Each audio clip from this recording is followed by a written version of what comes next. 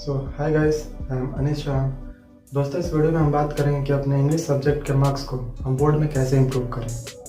Marks को improve करने का जो फर्स्ट थिंग है, चाहे वो कोई भी सब्जेक्ट हो, सबसे पहले आता है कॉन्फिडेंस। फिर बात आती है कॉन्फिडेंस बिल्डअप कैसे होगा। तो दोस्तों, सबसे पहला चीज़ है कि अगर स्कूल में हमें पढ़ाया जाता है, आज जो चैप्टर पढ़ाया गया उसे घर पे आके ज़रूर रिवाइज़ करें और वीक में एक बार एक चैप्टर को पक्का से उसे रिवाइज़ करें। उससे क्या होगा कि वो चैप्टर हमारे दिमाग में हमेशा घूमता रहेगा और जब भी हमारे सामने उससे रिलेटेड कोई भी क्वेश्चन आएगा तो हम उसे तुरंत उसका आंसर दे पाएंगे। और मार्क्स इम्प्रूव करने का जो सेकंड चीज़ है वो सबसे इम्पोर्टेंट है, वो है राइटिंग। हमें कितना भी कुछ आता है पर उसे हम पेपर पे उतारने का, उसे अच्छे से लिखने का स्किल नहीं है तो हमारे मार्क्स इम्प्रूव नहीं हो पाएंगे। कभी कभी क्या होता है कि हमें आंसर आता रहता है, कोई क्वेश्चन है उसका आंसर बहुत अच्छे से आता रहता है पर हम उसे लिख नहीं पाते हैं, या फिर लिखने आता भी है तो हम उसे ऐसे लिख देते हैं कि टीचर को समझ ही में नहीं आता है। कभी कभी क्या होता है कि जब पेपर स्टार्ट करते हैं, पहला क्वेश्चन लिखते हैं अच्छे से, दूसरा क्वेश्चन खूब अच्छे से लिखते हैं, 10वां 11वां क्वेश्चन आते आते उसका आंसर हम ऐसे लिखने लगते हैं कि टीचर को क्या, हमको भी खुद नहीं समझ में आता कि हमने लिखा क्या। तो सबसे पहली बात है कि राइटिंग को इम्प्रूव कैसे करें।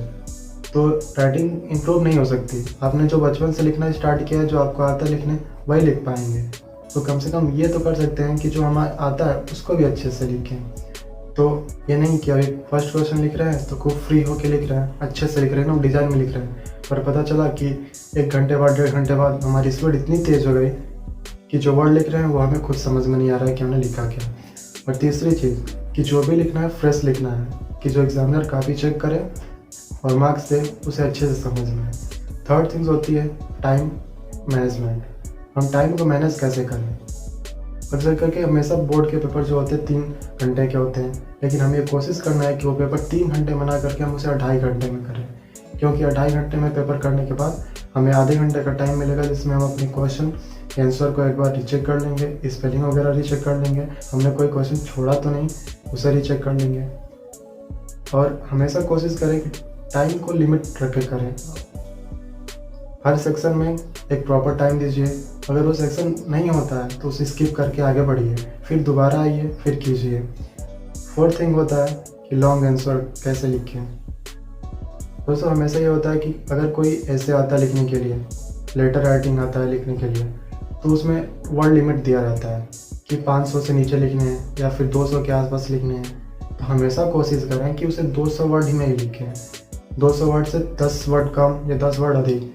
अब ये नहीं कि 200 वर्ड बोला तो हम लिख के चले आए 300 वर्ड में, 400 वर्ड में, पूरा 1 पन्ना 1.5 पन्ना भर दिए कि टीचर देखेगा तो खूब अच्छा नंबर देगा। ऐसा कुछ नहीं होता।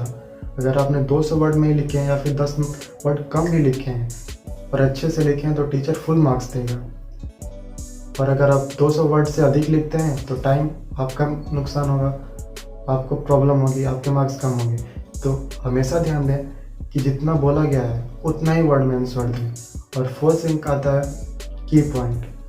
कोई भी आंसर लिखने से पहले हमेशा ये सोच लें कि इस क्वेश्चन के आंसर में हमें कौन कौन से पॉइंट को रखना है, उन्हीं पॉइंट को उस आंसर में लिखें जो ज़रूरी हो। अब ये नहीं कि फालतू के ढेर सारे पॉइंट उसमें लगा दिए और आंसर लिख दिए, पता चला कि उस क्वेश्चन का आंसर मिला ही नहीं। तो हमेशा ये ध्यान दें कि उस क्वेश्चन का आंसर लिखते वक्त हमेशा की पॉइंट को यूज़ करें, जिससे वो पूरा क्वेश्चन कम से कम वर्ड में डिफाइन हो जाए। दोस्तों, ये मैंने जो 5 पॉइंट बताए, पहला कॉन्फिडेंस, दूसरा राइटिंग, तीसरा टाइम लिमिट, चौथा लॉन्ग आंसर को कैसे लिखना है और 5वां की पॉइंट। इन 5 को आप जाकर अचानक से पेपर में इम्प्लीमेंट नहीं कर सकते। अचानक गए, पेपर उठाए, पेपर सामने आया, पेपर लिखना स्टार्ट किया, तो आप नहीं कर सकते।